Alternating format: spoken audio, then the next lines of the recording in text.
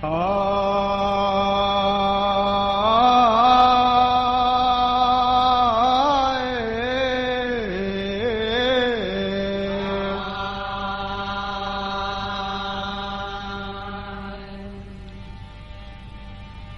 एक आसाम की घटना सुनिए।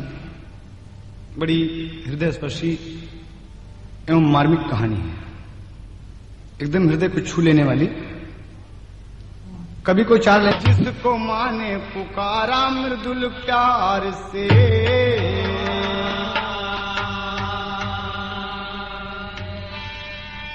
एक परिवार की कहानी है। बांकेलाल एक किसान है, उसकी दुल्हन लगातार कई महीने सालों से बीमार है।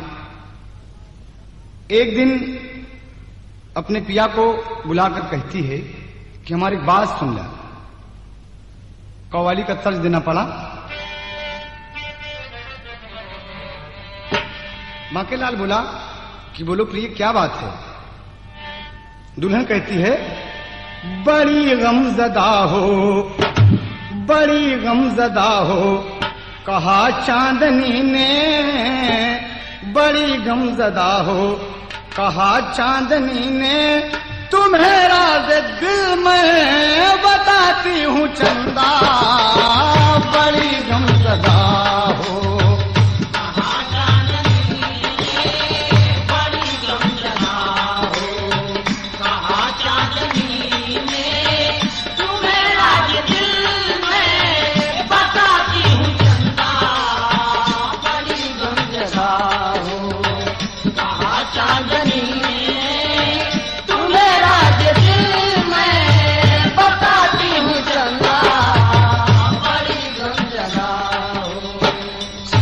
बढ़िया उपमा मिला, कहना है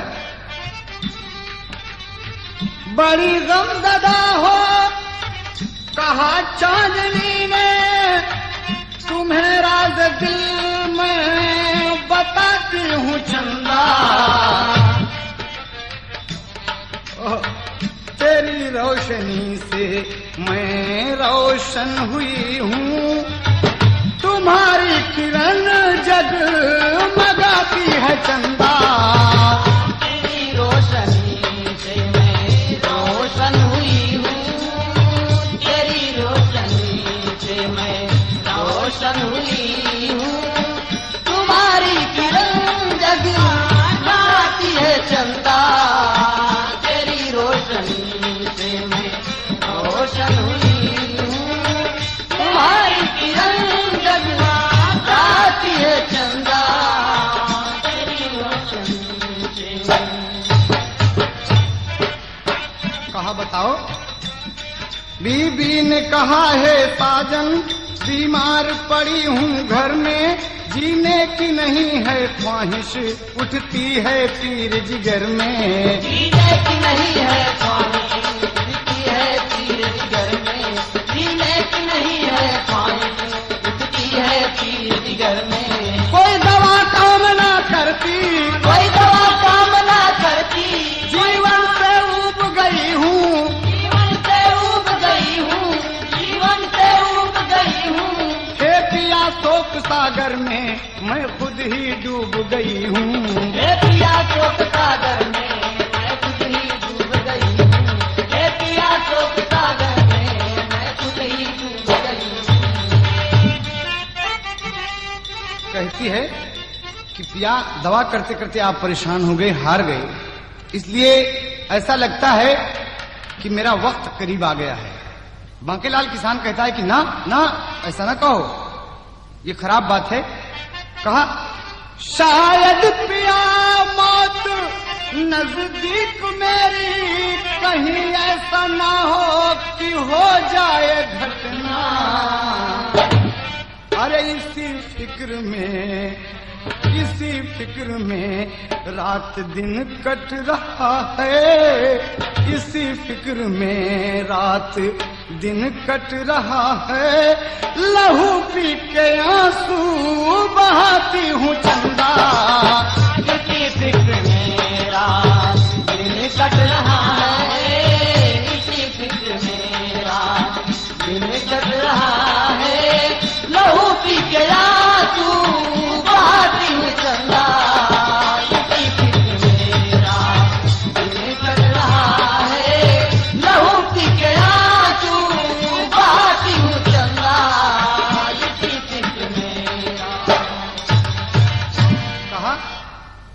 बताओ क्या बात है।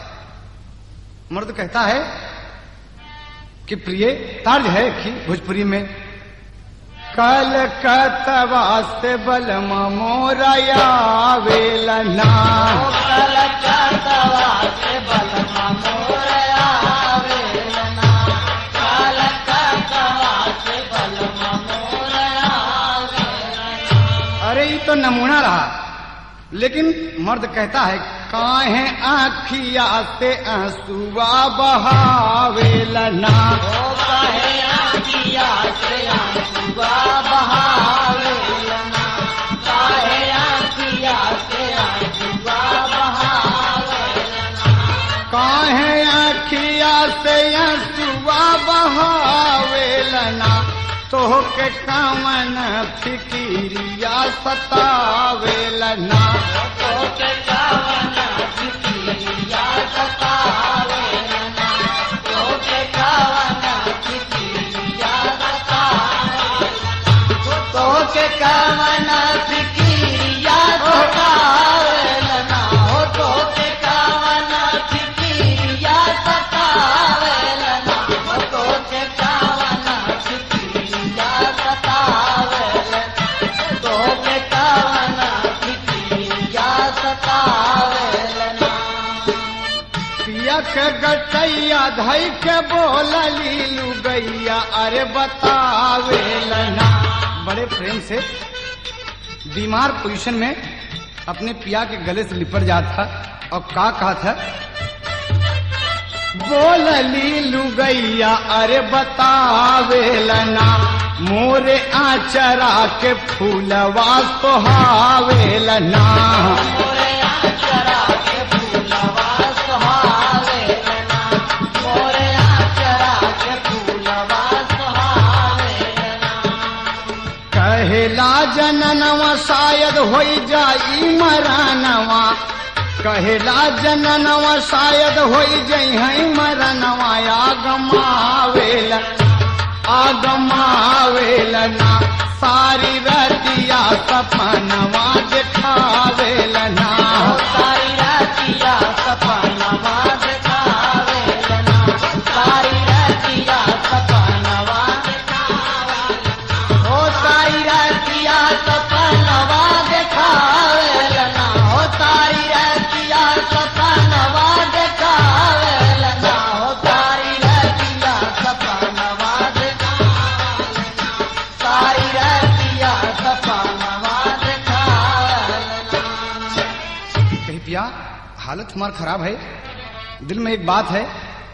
कही बोला अरे तुहार जौन इच्छा है ये तुहार बांकेलाल पूरा करी, बोलो ना।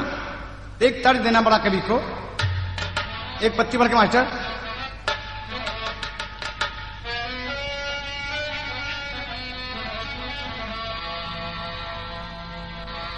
गमना करवला ये हरी जी, गमना करवला है हरी जी, अरे अपुआ विदेशवा गैया हो छाए। ई तो तर्ज का नमूना है, लेकिन पत्नी कहती है पिया से, बोलली दुल्हनिया हमारे सैया जी,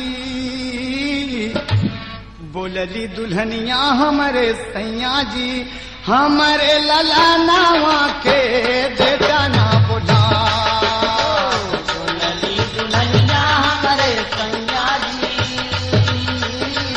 हमारे ललना के बेटा ना बोला, ओ बोलली दुल्हनिया हमारे सैया जी, हमारे ललना के बेटा ना बोला। कहेला किसान हमसे कुछ ना छिपावा, साफ साफ रानी अपने पिया से बतावा, बार बार लागू तोहरे पैया जी, बार बार लागू तोहरे पैया जी, हमरे लगनवा के बेटा न बोला, बार बार लागू तोरे पैया जी, हमारे ललना के बेटा ना बोला, बार बार लागू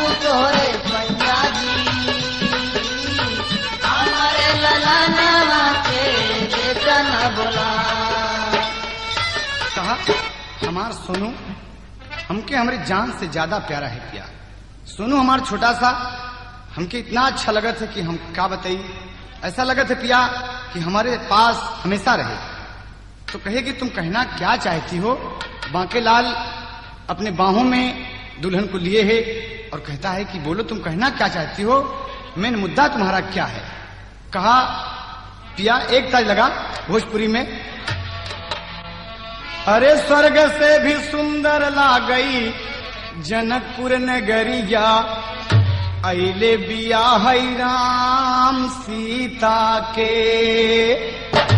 नमूना रहा, ये तो ओरिजिनल भाव, लेकिन कवि का कहना है, दुल्हन कहती है कि हमारे मरे पे जीनी लैया सवतिया, बोलिया वरतिया सजना से। हमारे मरे पे जीनी लैया सवतिया, बोलिया वरतिया सजना से। हमारे मरे पे जीनी लैया सवतिया, बोलिया वरतिया सजना से। बोलिया वरतिया साजन से, बोलिया वरतिया साजन से। हमारे मरे पे बहुत अच्छे जगदीश बहादुर। सवतिया, बोलिया वरतिया साजन से। हमारे मरे पे जीनी लैया सवतिया, बोलिया वरतिया साजन से। तोहरी चरण के दासी मांगे तो से भिक्षा, मरत की बेरी साजन यह हमारी इच्छा, नाही मोरे ललना के होए दूर गतिया, बोलिया वरतिया सजना से। ओ नहीं मोरे लाला के होई दूर गतिया, बोलिया वरतिया सजन से। ओ नहीं मोरे लाला के होई दूर गतिया, बोलिया वरतिया सजन से। कहा था पिया सोनू हमारे जान से भी प्यारा, नयन में बसा के राखा अपन गुल हजारा। पिया हमारा वक्त करीब है, हमारी इतनी शिक्षा माने जिंदगी, हमने कुछ नहीं मांगा, लेकिन आज आखिरी बार हम आपसे हाथ जोड़ के पांव पड़ के विनती करते कि हमारे सोनू का बहुत ख्याल रखे, हमारे बात किया। अब कहा था हियरा में गांठ बांध धैला मोरी बतिया, बोलिया वरतिया साजन से। ओ हियरा में गांठ बांधा धैला मोरी बतिया, बोलिया वरतिया साजन से। ओ हियरा में गांठ बांधा धैला मोरी बतिया, बोलिया वरतिया साजन से। ओ बोलिया वरतिया साजन से। ओ बोलिया वरतिया साजन से। ओ हियरा में गांठ बांधा धैला मोरी बतिया, बोलिया वरतिया साजन से। ओ हियरा में गांठ बांधा धैला मोरी बतिया, बोलिया वरतिया साजन से। वक्त करीब था और उसकी गर्दन झूल गई। कवि को टेरी का बहाव देना पड़ा। बड़के मास्टर एक पत्ती और, बड़के मास्टर। हाँ हाँ अरे नयन में भर के अंतिम कामना, पिंजड़ा सून हो गया पंछी उड़ा गगन में, नयन में भर के अंतिम कामना।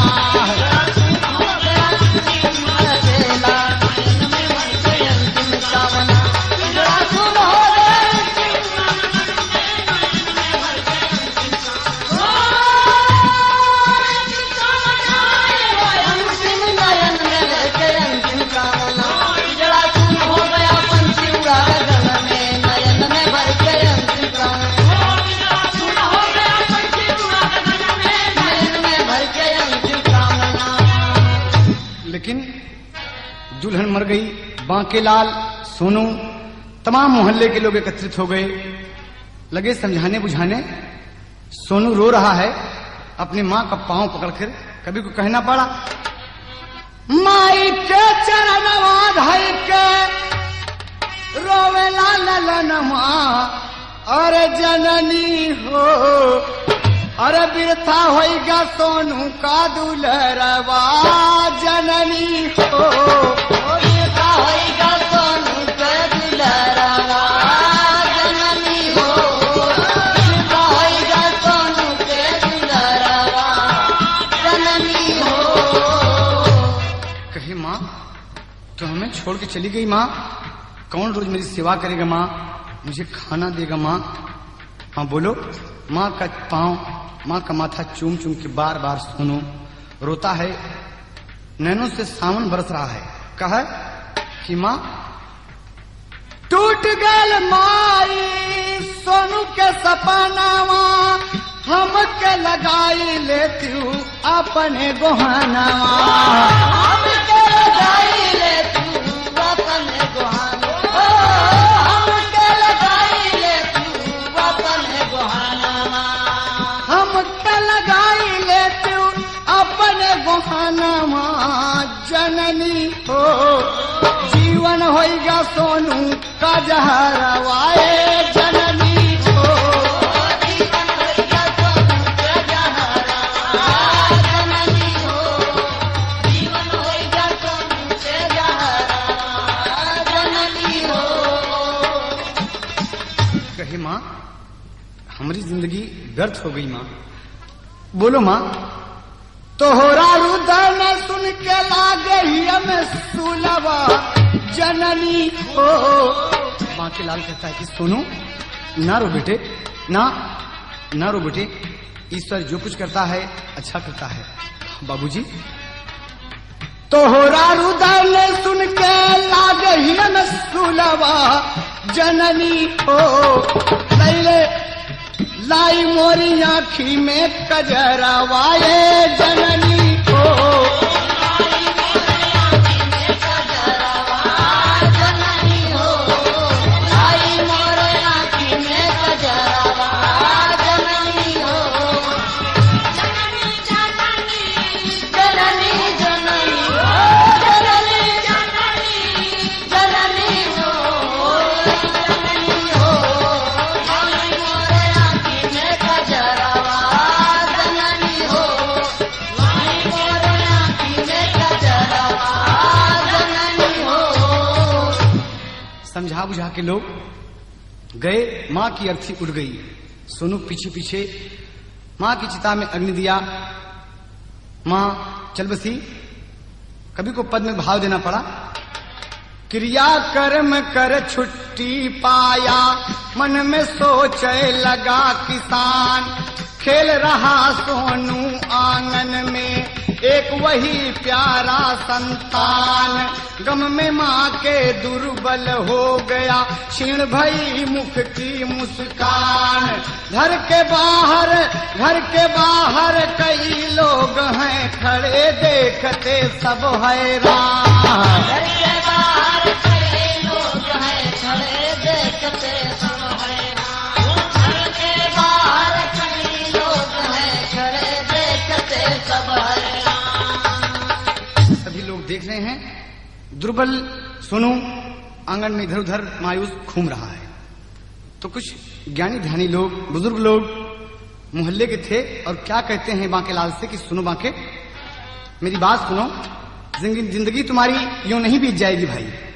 चतुर लोग कुछ कहन लगे कि सुनिए हमारी बानी, छोड़ो झंझट सब है भैया, अरे क्यों सहते हैरानी हो, अरे नयन में भर के अंतिम कामना, अरे दूसर रानी लावा कह के ब्याह भवन में, नयन में भर के अंतिम कामना, रानी लावा कह के ब्याह भवन में, नयन में भर के अंतिम कामना, रानी लावा कह के ब्याह भवन में, नयन में भर के अंतिम कामना।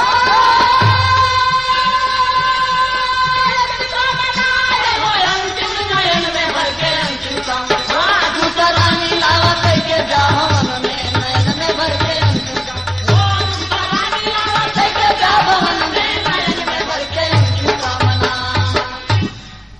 गुजरता गया, लोगों की बात देख रहा है, तरह तरह की मुसीबत झेलता है। लोग बार बार उसे प्रेस किए। बांकेलाल सोचता है कि अभी जिंदगी की शुरुआत है, जिंदगी कैसे बीतेगी। लोगों की बात मान लिया और क्या कहता है तर्ज भोजपुरी में, लगवन के बतिया समा गई छतिया, अरे बियही के बतिया भुलावल हो पगला मूरे मऊरवा, सजावल हो पगला मूरे मऊरवा, सजावल हो पगला मूरे मऊरवा, सजावल हो पगला मूरे मऊरवा। कहे आज शादी पक्की हो गई है उसकी, दूल्हा दोबारा बन रहा है। बांकेलाल कहता है, नाथ कबीला आए सज गए बरतिया, नाथ कबीला आए सज गए बरतिया, नाथ कबीला आए सज गए बरतिया, शासन जमाइल हस मन में कुमतिया, शासन जमाइल मन में कुमतिया, शासन जमाई है मन में कुमतिया। सोनू पूछता है, बाबा ये सब क्या है, ये सब कैसे आज अच्छा अच्छा बाजा बज रहा है। कहा बेटे एक काम है, एक मेला देखने चल रहे हैं। कहे बाजे बजनवा अंगनवा में भीड़ भैली, बेटवा के बलहा बनावल ओ पगला मूरे मऊरवा,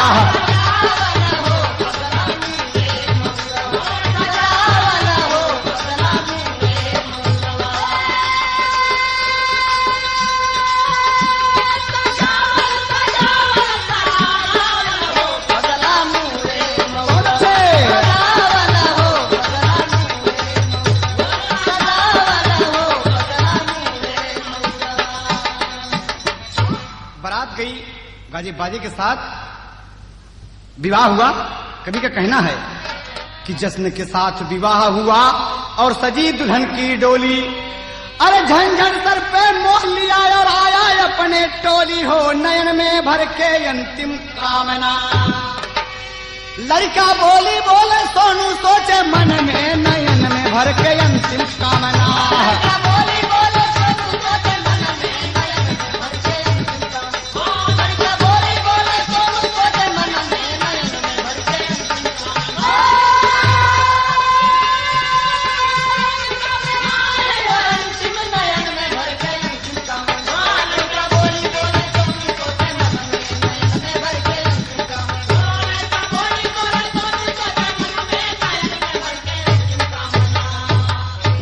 ये सुनू, अबे थोड़ी दूसरी महतारी आई भाई, कहे कि हाँ हाँ आई है, वो हमके बहुत चाहिए। कहे ना, कहीं चाहिए भैया, लेकिन शाम हो गई, सुहाग रात का वक्त आया, बांकेलाल आज मगन है। और क्या कहता है, एक तर्ज लगी, दुल्हन के पास पहुंचता है बड़े प्रेम से। तर्ज जो है कि अरे हमार पाजे बराजा हीरा जड़ाजा, हमार पाजे बराजा हीरा जड़ाजा, हमार पाजे बराजा हीरा जड़ाजा। आज छबीली बोल पड़ी पिया से, का कहा था, सोहगवा के रतिया घूंघटवा उठा जा, सुहागवा के रतिया घूंघटवा उठा जा, सुहागवा के रतिया घूंघटवा उठा जा। आज की रहन चैन नहीं दिल में, आज की रहन चैन नहीं दिल में, आज की रहन चैन नहीं दिल में। तड़प जिया रवा पियसिया बुझा जा,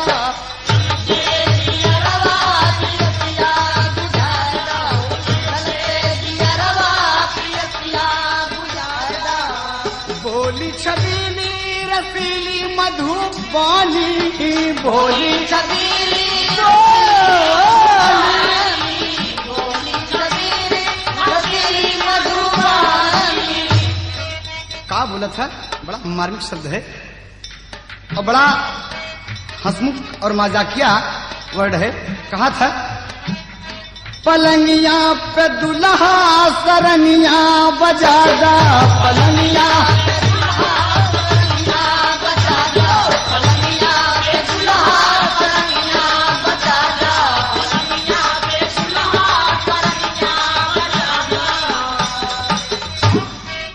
वक्त गुजरता गया, प्रेम से रात गुजरी और यहाँ पर टिकी दुल्हन जब घर के अंदर 3 महीना गया गुजर, ठीक सोचती दिल के अंदर मेरे सवत के एक कुंवर, डगमग हुआ ईमान दुल्हन का पाप का बीज घुला जहर, ढंग पिया का ठीक नहीं है पापिन के दिल उठे कहाँ, ढंग पिया का ठीक नहीं है पापी के दिल उठे कहाँ, ढंग पिया का ठीक नहीं है पापी के दिल उठे कहाँ।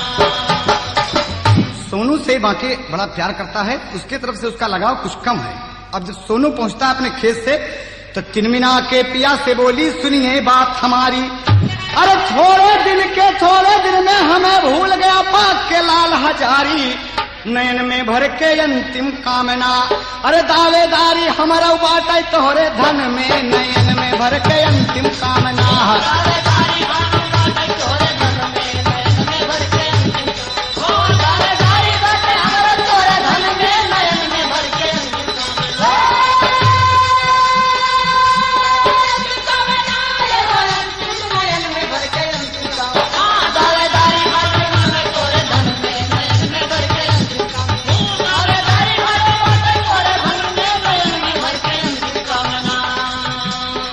पिंजरा उड़ा गगन में, कहना है पिंजरा सून हो गया पंछी उड़ा गगन में, हो नयन में भर के अंतिम कामना, हो गया पंछी उड़ा गगन में, हो नयन में भर के अंतिम कामना, जरा सून हो गया पंछी उड़ा गगन में, हो नयन में भर के अंतिम कामना। बांकेलाल बोला कि प्रिय, वाकई हमारे जायदाद में तुम्हारा हक है, लेकिन इतना परेशान क्यों होती हो? कहा आपका लगाव मेरी तरफ कम और सोनू की तरफ ज्यादा है। तो कहता है बांकेलाल कि सुनो प्रिय, तर्ज है फिल्म दुल्हा गंगा पार की, तू काहे जिया दुखैला चल गईला सुध विसार के, इतना बता जा ए दुल्हा गंगा पार के।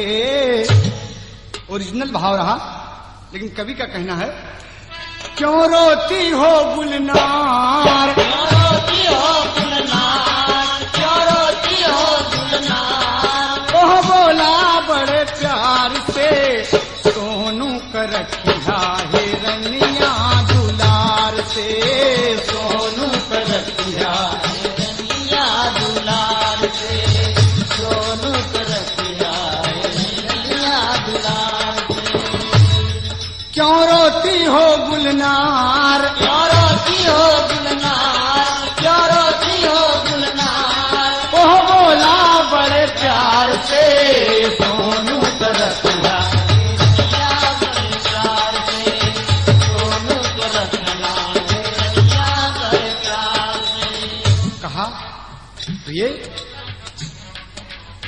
दिए ही दुल्हिया के यह एक निशानी, दिए ही दुल्हिया के यह एक निशानी, यही दुल्हिया के यह एक निशानी, सोनू बिना निक ना लागे हमें दाना पानी, सोनू बिना निकना लागे हमें दाना पानी, सोनू बिना निकना लागे हमें दाना पानी। जब से यही ससुराल, जब से यही ससुराल, जब से यही ससुराल, मैं मुक्त हो गया भार से सोनू कर रखिया है रनिया बड़े प्यार से, सोनू कर रखिया है रनिया बड़े प्यार से। जब से यही ससुराल, जब से यही ससुराल, मैं मुक्त हो गया भार से, सोनू कर रखिया है रनिया बड़े प्यार से, सोनू कर रखिया है रनिया बड़े प्यार से। दिया नसीहत कि हमारे सोनू का हमसे ज्यादा मन है, ये न महसूस कर सके कि मेरी माँ नहीं है। कहा हाँ हाँ, लेकिन अपने दिल में कुछ अजीब बात है, उस सोनू को कम चाहत है। तो किसान एक दिन बांके कहा, सुनो, कहा बोलो क्या बात है। काम कुछ काम से जाते ही बैल हंकाकर खेत में पहपटवा में तरस देना पड़ा। अरे कभी न होवे नाम सुनो बदनाम, शाम को आऊंगा। हाँ कभी न हो ये नाम सुनो बदनाम, शाम को आऊंगा। करने को मैं चला खेत में काम, शाम को आऊंगा। करने को मैं चला खेत में काम, शाम को आऊंगा। करने को मैं चला खेत में काम, शाम को, ओ करने को मैं चला खेत में काम, शाम को आऊंगा। करने को मैं चला खेत में काम, शाम को आऊंगा। करने को मैं चला खेत में काम, शाम को आऊंगा। करने को मैं चला खेत में काम, शाम को आऊंगा। इतना कह के किसान चली भा करने खेत किसानी हो। इधर भवन में बैठे बैठे सोच रही है रानी हो। अरे दिल में पाप का बीज गया है जाम, शाम को आऊंगा। कुवत बसा के सोच रही अंजाम, शाम को आऊंगा। मत बता के सोच रही अंजाम, शाम को आऊंगा। मत बता के सोच रही अंजाम, शाम को आऊंगा। मत बता के सोच रही अंजाम, शाम को आऊंगा। मत बता के सोच रही अंजाम, शाम को आऊंगा। मत बता के सोच रही अंजाम, शाम को आऊंगा। मत बता के सोच रही अंजाम, शाम को आऊंगा। सवत का बेटा सोनू होगा, आधे का हकदार हो। सोच रही अपने मन में कि मेरे पिया की जो जायदाद है, अगर मेरे बच्चे हुए तो एक लड़का सवत का मेरे आधे का हकदार होगा। और ये बात पापिन के मन में बस गई। आज वो उल्टा क्या मन में सोच रही है, सवत का बेटा सोनू होगा, आधे का हकदार हो। हमारे लड़का जब हुई हैं तब हुई हैं ताबेदार हो। अरे कैसे लगेगा सर पर यह इल्जाम, शाम को आऊंगा। सोनू का कर दूंगी काम तमाम, शाम को आऊंगा। सोनू का कर दूंगी काम तमाम, शाम को आऊंगा। सोनू का कर दूंगी काम तमाम, शाम को, सोनू का कर दूंगी काम तमाम, शाम को आऊंगा। ओ सोनू का कर दूंगी काम तमाम, शाम को आऊंगा। सोनू का कर दूंगी काम तमाम, शाम को आऊंगा। सोनू का कर दूंगी काम तमाम, शाम को आऊंगा। ये सोच रही अपने मन में कि सोनू खेलता हुआ आया। माँ, मौसी माँ, अरे प्यास लगी है माँ। और देखा एक उल्टा, कभी को उड़ान देना पड़ा। धीरज धर के दिल में अपने बैठल आज सवतिया। नन्हा सोनू दौड़ के आया, बोला मीठी बतिया हो। नयन में भर के अंतिम कामना। कहा माँ, अरे छतिया धधक रही है चंडी रूप दुल्हन में। नयन में भर के अंतिम कामना है। धधक रही है चंडी रूप दुल्हन में, नयन में भर के अंतिम कामना। छतिया धधक रही है चंडी रूप दुल्हन में, नयन में भर के अंतिम कामना।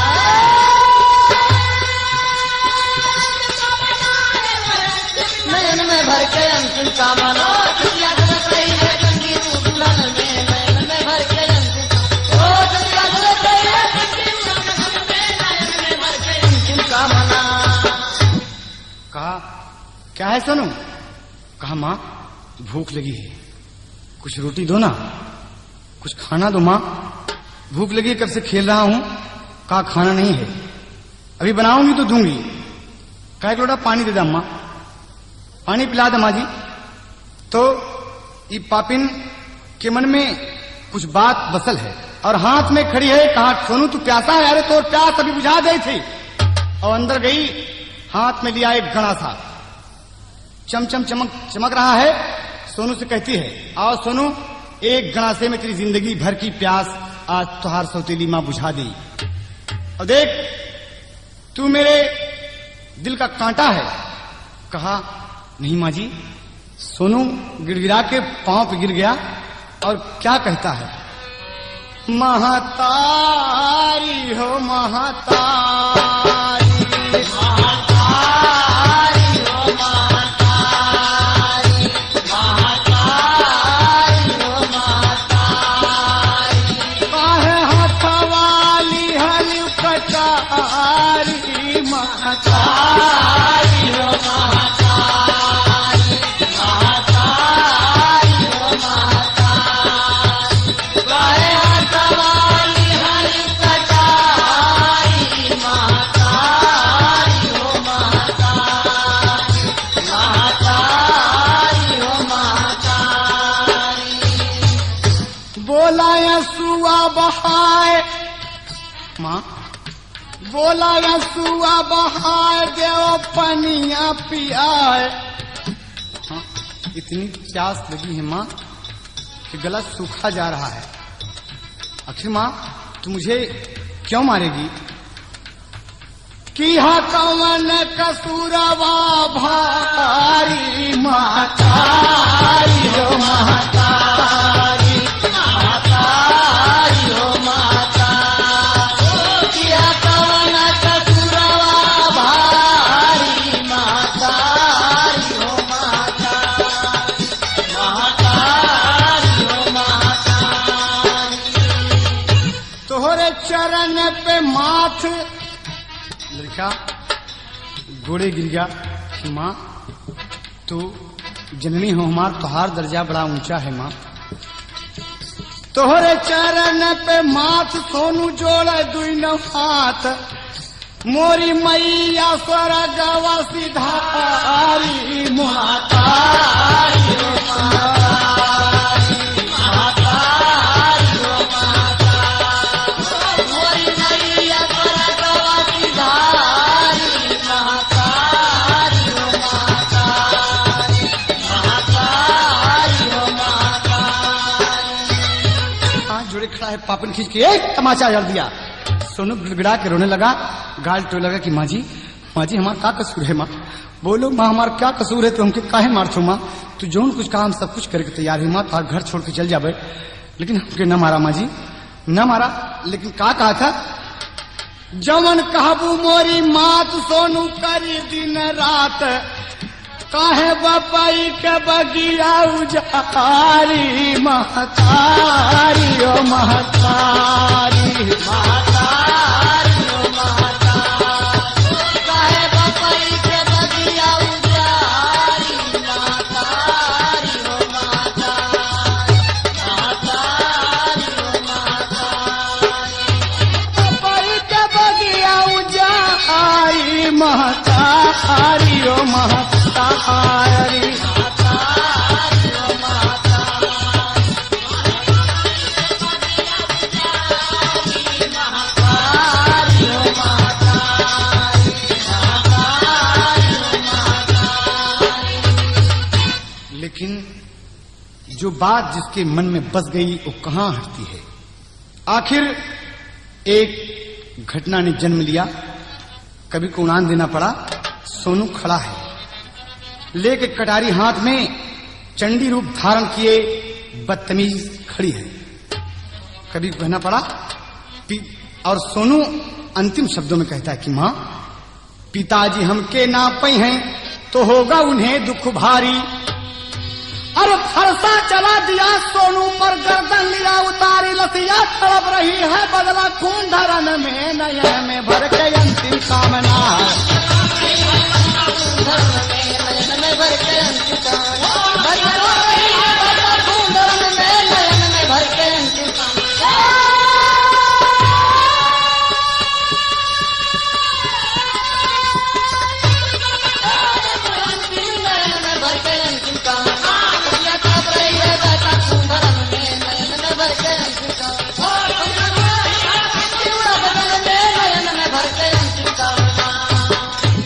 मार दिया गणासा और कट गई सोनू की गर्दन।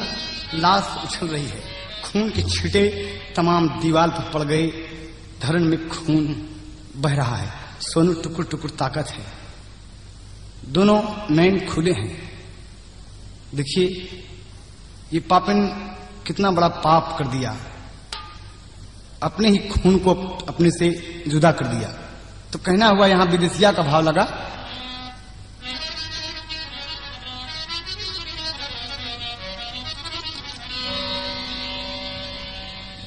माता सवतेली अकेली बैठे सोचे मनवा, लगली ही अरवा में आग हो,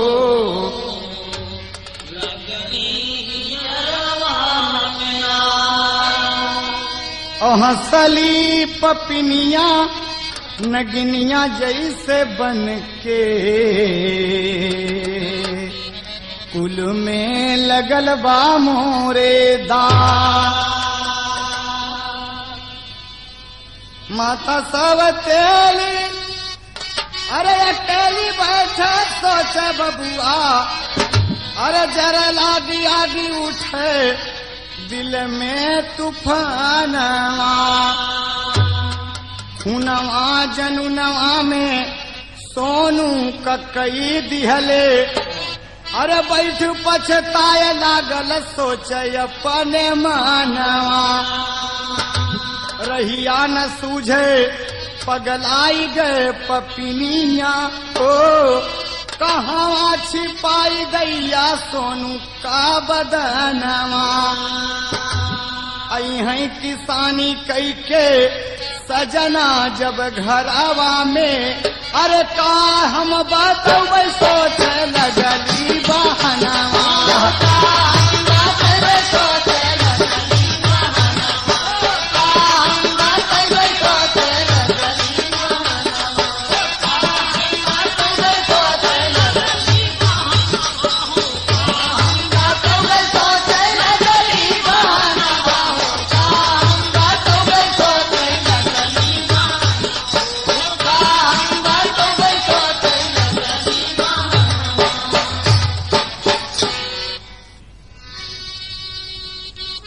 सोनू का कत्ल तो कर दिया कुल्टा ने, छिपाने का प्रयास करती है। देखिए कितनी तेज बुद्धि से काम लेती है। कवि को आल्हा का भाव देना पड़ा।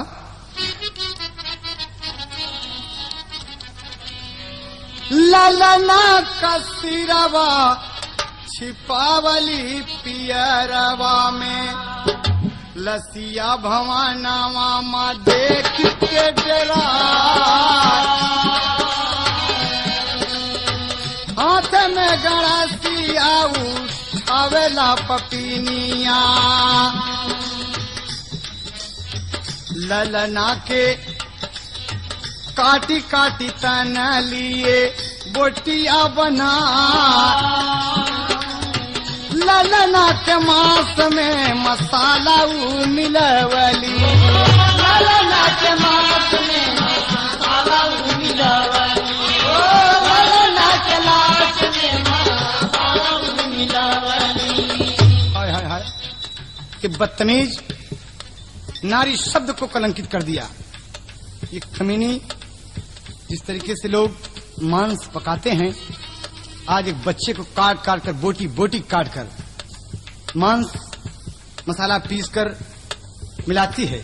और कवि को कहना पड़ा, ललना के मांस में मसाला उमिलवली, ललना के मांस में मसाला उमिलवली, ललना के मांस में मसाला उमिलवली। बटुआ उठा के दिहल चूल्हा पे चढ़ाई हो, बटुआ उठा के दिहल चूल्हा पे चढ़ाई हो, बटुआ उठा के दिहल चूल्हा पे चढ़ाई हो। हसेला रसोइया आमा बैठ के पपीनिया, हसेला रसोइया आमा बैठ के पपीनिया, हसेला रसोइया आमा बैठ के पपीनिया। बकरे का मांस जैसे लिहल पकाई हो, बकरे का मांस जैसे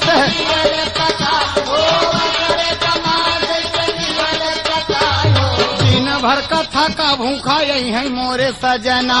दिन भर कथा का भूखा यही है मोरे सजना। दिन भर कथा का भूखा यही है मोरे सजना। अरे दे बैला नवा के मसीहा खियाई हो, दे बैला नवा के मसीहा खियाई हो, दे बैला नवा के मसीहा खियाई हो। अरे बन के विधान जैसे बैठी जननवा, इतने में बाके किसान गवाया है। इतने में बाके किसान गवाया हो, इतने में बाके किसान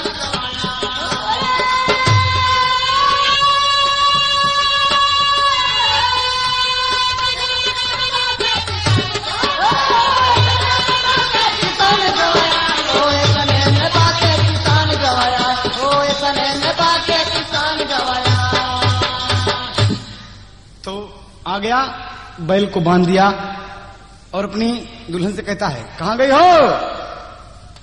अरे कहाँ है हमारा सोनू, जरा बुलाओ। औरत मगन हो गई कि आज हराम खो तो के तुरे बिटवा का मांस खिया दे, तब तू जनबा कि बिटवा का प्यार कैसे होता। अपने दिल में बसाए है बात। किसान फिर बोला, बाकी कह रहा है बड़े प्रेम से, बोला हंस के दरवाजे पर, कहाँ गई हो गोरी? अरे भूख लगल बा भोजन पर सायावा मोरी चकोरी।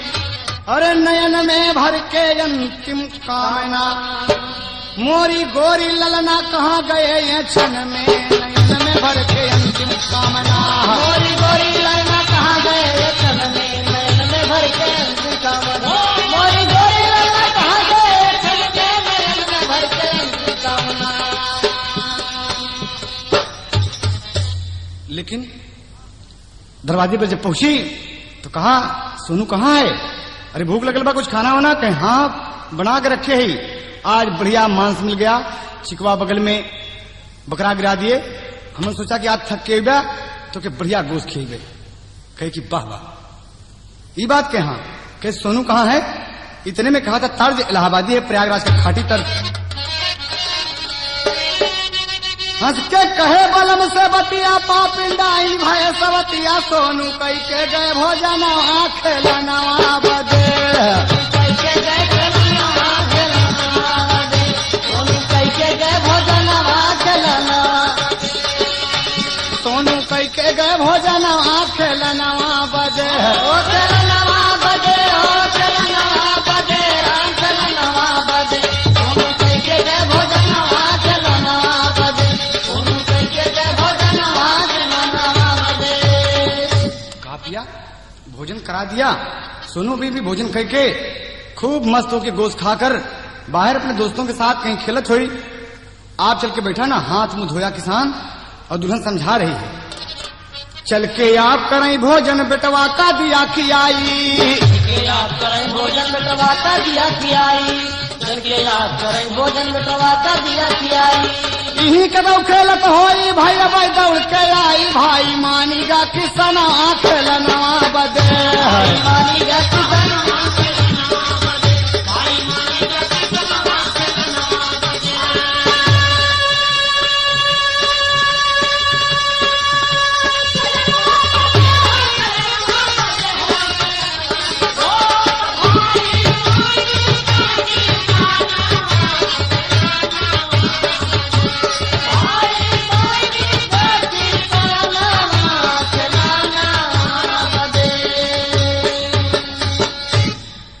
आ गया हाथ में धो के, भूखा है? कहा हमारा मुन्ना, हमारा सोनू खाया है ना छठन से? कहा हाँ, तुम्हारे बेटा बड़े प्रेम से खाया। रह रहे होकर बायां अंग फड़क रहा है, बाई आंख फड़क रही है, अशुभ उसको दिखाई पड़ता है। सोचता है कि भगवान क्या होने वाला है, उसके हृदय में चैन नहीं पड़ता। विवेक में रह रहे सोच रहा है, कुछ उसे अच्छा नहीं लग रहा है। बैठ गया रसोईया में, कभी को भाव देना पड़ा। आई रसोईया के अंदर जब परस गई है थारी, थारी परस दिया, बोटी बोटी काट कर बनाया मसाले में, बेटे की मांस बाप के सामने जाती है। धिक्कार है इस नारी को, जीने का हक नहीं रखती। लेकिन अफसोस कि बेचारा भोला भाला बांके नहीं जानता कि मेरे बच्चे कमास है। एकदम मन में बड़ा उथल पुथल है, बैठ गया है। आई गवा रसोईया अंदर परस गई जब थारी, अरे कूद गई बिस्तुया झट से खींच लिया है नारी। देखिए भगवान की माया, ओ में बिस्तुया कूद गई, छिपकली जिसे कहते हैं, तड़ाक से छत पर से गिर के थाली में कूद गई और दुल्हन देख रही है और तड़ाक से थाली खींच लिया। अरे राम खेलनवा बदे दूसर थारी का यवनवा खेलनवा बदे, थाली के यवनवा खेलनवा बदे, दूसर थाली के यवनवा खेलनवा बदे, दूसर थारी के यवनवा खेलनवा बदे।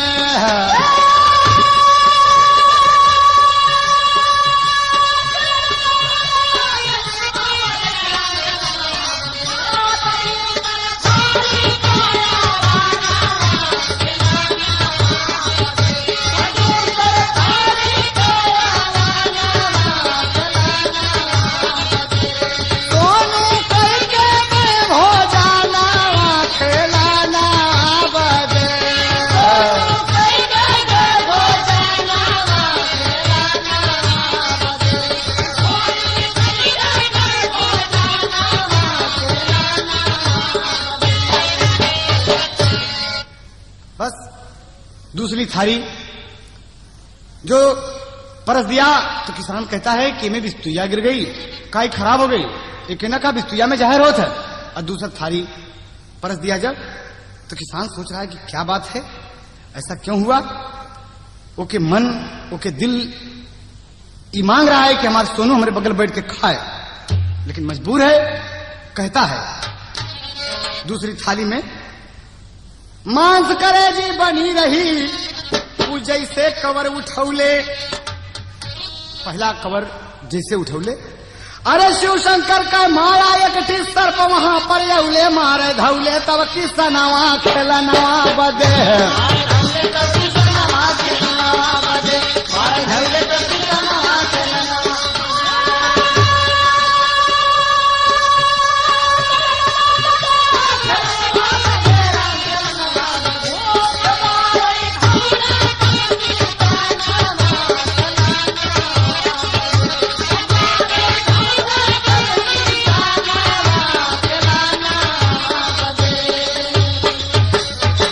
सांप आया तो किसान दौड़ पड़ा और हाथ में ले लिया बल्लम, और यहर किसान लिया बल्लम और पहुंच गया पछवाड़े, जहां पियरा में बच्चे का सर और हाथ गोड़ छिपा कर रखी है।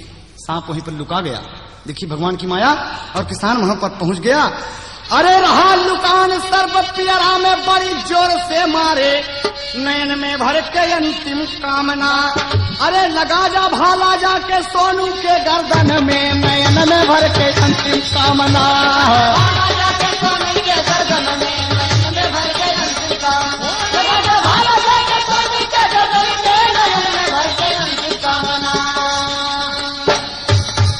अरे बाप रे, भाला मारा और सोनू के सर में चुभ गया और निकाला कि साले सांप यहाँ छिप गए हो। भाले में छुपा हुआ सर जब आया तो देखे तो अपने सोनू को देख के छाती पीट के गिर गया, छाती पीट के गिर गया। फुलूर दादा की तर्ज है। अरे सो कित अंबर उधारा नवा विपतिया पड़ी, लैके हाथ हवा में माथावा के चूमत घड़ी।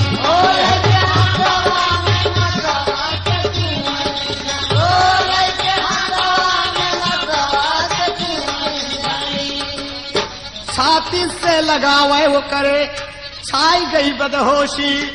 अरे टुकुर टुकुर टाके सोनू मुहवा पे खामोशी। अगिया लागल बगिया गैल उजड़ी, सोनू को देख देख के छाती पीट पीट के रो रहा है। जोर जोर से बांके लाल मचावे लागल शोर हो, वहां गांव के लोग जुट गए, परी विपत घन घोर हो। अरे झूठ है सुआ बहावा पपिनिया खड़ी, लैके हाथावा में माथावा के चूमत घड़ी।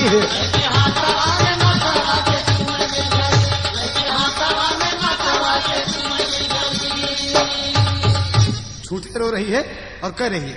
रपट हुई थाने में देखा आए थानेदार, गांव के तमाम लोग, ये व्यभिचारिणी है, उल्टा है, दुष्ट है, अरे हटाओ, ऐसे नारी को जीने का हक नहीं है, ये नारी शब्द पर कलंक है। और थानेदार साहब जब रपट होती है तो आते हैं। रिपोर्ट के मुताबिक देखते हैं। रपट हुई थाने में देखा अइले थानेदार, जुल्म किया इकरार पिशाचिन चकित भय नर नार माँ। अरे मार परेला बदनिया पे लागल हथकड़ी,